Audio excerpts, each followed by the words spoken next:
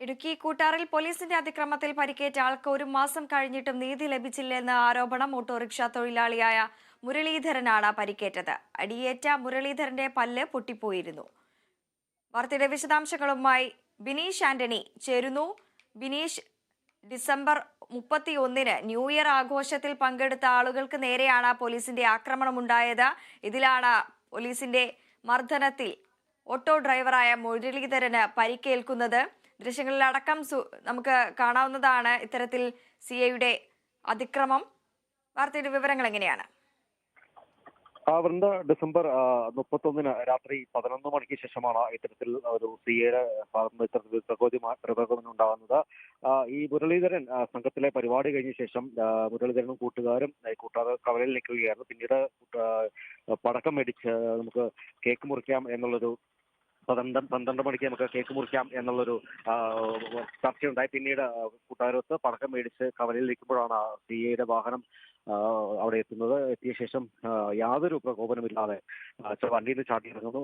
ആദ്യം 3 പേരെയും പിടിച്ച് തള്ളുന്നു. അതിൽ മുരളീധരനെ തള്ളിയ ശേഷം സിഐ എന്തോ ആക്രോശിച്ചുകൊണ്ട് ഈ മുരളീധരന്റെ കർണത്തടിക്കുന്നു. ആ അടിയേറ്റ മുരളീധരൻ ഉടനെ താഴെ വീഴുന്നു. ഈ താഴെ വീഴുമ്പോഴാണ് ഈ മുരളീധരന്റെ പല്ലിന് പരിക്കേൽക്കുന്നത്. പിന്നീട് ദൃശ്യങ്ങൾ കാണാം, 2 പോലീസുകാരനാണ് ഈ മുരളീധരനെ പിന്നീട് ഈ തറയിൽ നിന്ന് എഴുന്നേൽപ്പിക്കുന്നത്. ഏതായാലും അത് വലിയ രീതിയിലുള്ള ഒരു യാതൊരു പ്രകോപനമില്ലാതെ ആക്രോശിച്ചുകൊണ്ട് യാതൊരു പ്രശ്നങ്ങളിൽ ഇല്ലാതെ നിന്ന ആളെയാണ് ഇത്തരത്തിൽ സിയെ ആക്രമിച്ചത്. പിന്നീട് മുരളീധരൻ 1-ാം തീയതി ആശുപത്രിയിൽ അഡ്മിറ്റ് ആകുന്നു.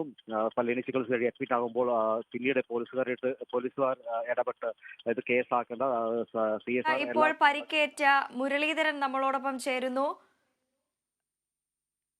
ശ്രീ മുരളീധരൻ, താങ്കൾക്കാണ് ഇത്തരത്തിൽ ഒരു പരിക്കേറ്റിരിക്കുന്നത്. പോലീസിന്റെ കമ്പംമേട്ട് സിഐയുടെ ആക്രമണത്തിൽ യാതൊരു പ്രകോപനവുമില്ലാതെയാണ് ഇത്തരത്തിൽ ഒരു അതിക്രമം പോലീസിന്റെ ഭാഗത്തു നിന്നുണ്ടാവുന്നത്. എന്താണ് ഇത്തരത്തിൽ 1 മാസം കഴിഞ്ഞിട്ടും താങ്കൾക്ക് നീതി ലഭിച്ചിട്ടില്ല എന്ന് അറിയാൻ സാധിക്കുന്നു. എന്താണ് ഇത്തരത്തിൽ പോലീസിൽ പരാതി കൊടുക്കാൻ വൈകിയതാണോ? എന്താണ് താങ്കൾക്ക് അന്ന് നേരിടേണ്ടി വന്നത്? പരാതി കൊടുക്കാൻ 31-ാം തീയതി വൈകിട്ട് 11 മണിക്ക് നടന്ന സംഭവമാണ്. പിന്നെ അത് കഴിഞ്ഞ് പരാതി പറഞ്ഞു. ഞാൻ ആരോടും പറഞ്ഞില്ല, വീട്ടിലാണെന്നും ആരോടും പറഞ്ഞില്ല. ഇങ്ങനത്തെ സംഭവമാണെന്ന് പറഞ്ഞില്ല. വീണാന്ന് പറഞ്ഞുള്ളൂ. ഗുരുതരമായി ഒന്നും ഞാൻ പറഞ്ഞില്ല. കാരണം ഞാനല്ല കൊണ്ട് ഞാൻ പറയാതിരുന്നു. അത് കഴിഞ്ഞ് 8-ാം തീയതി 1-ാം തീയതി ആശുപത്രിയിൽ പോയി അഡ്മിറ്റായി. അവർ പല്ലിന്റെ ചികിത്സയും ചികിത്സയൊക്കെ നടത്തി പോരുമായിരുന്നു. ഇത് കഴിഞ്ഞ് നമ്മുടെ CCTV എടുക്കുന്നത് പോലും 8-ാം തീയതിയാണ് ഇത് പോയി ഞാൻ കാണാനിടയായത്. എന്താ സംഭവം എന്നുള്ളത് എനിക്ക് സത്യം പറഞ്ഞാൽ പെട്ടെന്നായതുകൊണ്ട് എനിക്ക് ഒരു ഇതായിട്ടില്ല. അതിനെ കണ്ടു കഴിഞ്ഞപ്പോൾ മനസ്സിലായി. അപ്പം ഞാൻ എനിക്കൊരു മോളാണുള്ളത്. മോൾക്ക് ഞാനത് അയച്ചു കൊടുത്ത് കഴിഞ്ഞപ്പോഴാണ് ഈ കാര്യങ്ങളെ പറ്റി അന്നേരം 8 ദിവസം കഴിഞ്ഞപ്പോഴാണ് ഞാൻ പറയുന്നത് സംഭവം. പല്ല് പോയി അതോടൊപ്പം താങ്കൾ കട്ടപ്പന ഡിവൈഎസ്പിക്കും അടക്കം പരാതി നൽകിയിട്ടുണ്ടായിരുന്നു. ഇതുവരെയും അതിലൊന്നും ഒരു നടപടിയും സ്വീകരിച്ചിട്ടില്ല അല്ലേ? ഞങ്ങൾ 16-ാം തീയതി FTRCക്കില്ല പരാതി കൊടുക്കുന്നത്. ആദ്യം ഇടുക്കിയിലാണ് പരാതി കൊടുക്കുന്നത്. അവിടുന്ന് കട്ടപ്പന ഡിവൈഎസ്പി ഓഫീസിലേക്ക് അന്വേഷിച്ച് റിപ്പോർട്ട് കൊടുക്കാനും പറഞ്ഞ് കൊടുത്തിട്ടുണ്ടെന്നാണ് അറിയാൻ കഴിഞ്ഞത്. 23-ാം തീയതി ഡിവൈഎസ്പി നിങ്ങളെ വിളിച്ചിട്ട് ഞങ്ങൾ പോയിരുന്നു. അപ്പോൾ അന്ന് വൈകിട്ട് 2 പേര് വന്ന് CCTV വന്ന് നോക്കി പോലീസുകാർ വന്ന് നോക്കി കഴിഞ്ഞ കാര്യങ്ങൾ മനസ്സിലായെന്നത് പറഞ്ഞു. അത് അന്നേരം പെൻഡ്രൈവിലാക്കി കൊടുക്കണമെന്ന് പറഞ്ഞു. ഞാനത് തിങ്കളാഴ്ച 26 പോയിട്ട് 27-ാം തീയതി തിങ്കളാഴ്ച പിന്നെ പെൻഡ്രൈവിലാക്കി 4 മണിക്കൂറത്തെ സംഭവം 9 മണി മുതൽ 1 മണി വരെയുള്ള CCTV ദൃശ്യങ്ങൾ പെൻഡ്രൈവിലാക്കി കൊണ്ടുവന്ന് അവിടെ കൊണ്ട് കൊടുത്തിട്ടുണ്ട്. 27-ാം തീയതിയാണ് കൊടുത്തത്. അതിനുശേഷം FTRCയിൽ വിളിച്ചപ്പോൾ അതിനുള്ള റിപ്പോർട്ട് കിട്ടിയിട്ടില്ലെന്നാണ് പറഞ്ഞത്.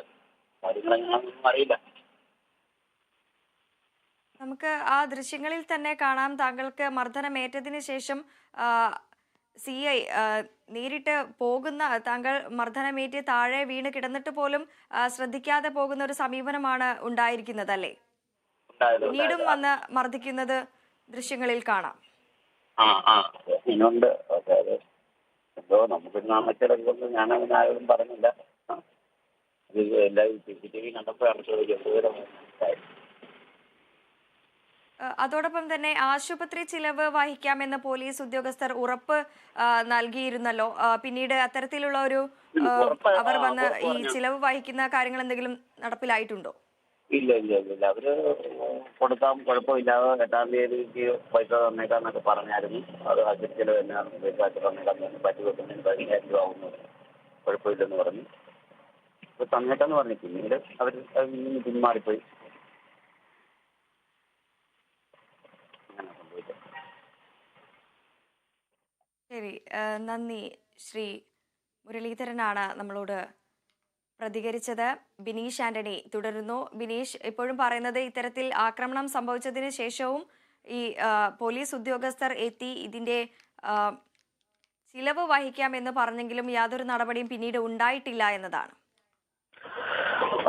തീർച്ചയായിട്ടും വൃന്ദ, ഈ മർദ്ദനമേറ്റ് ഇദ്ദേഹം 1-ാം തീയതിയാണ് ആശുപത്രിയിലെത്തുന്നത്. പിന്നീട് പോലീസുകാർ ഇടപെട്ട ഈ ഇതിന്റെ ചെലവ് വഹിക്കാം എന്നുള്ള രീതിയിൽ മുരളീധരനെ പറഞ്ഞ് പറയുകയായിരുന്നു. തുടർന്ന് മുരളീധരൻ സാധാരണ ഒരു ഓട്ടോ ഡ്രൈവറാണ്. ഇദ്ദേഹത്തിനൊരു പേടിയും കൂടെയുണ്ട്. പിന്നീട് പരാതി വല്ലതും നൽകിയാൽ പിന്നീട് ഈ പോലീസുകാർ തങ്ങൾക്ക് എന്തെങ്കിലും മർദ്ദനം അല്ലെങ്കിൽ എന്തെങ്കിലും കേസെടുക്കുമോ എന്നുള്ളൊരു പേടിയും കൂടെ മുരളീധരന്റെ ഭാഗത്ത് നിന്ന് ഉണ്ടായെന്നാണ് നമുക്ക് അറിയാൻ സാധിക്കുന്നത്.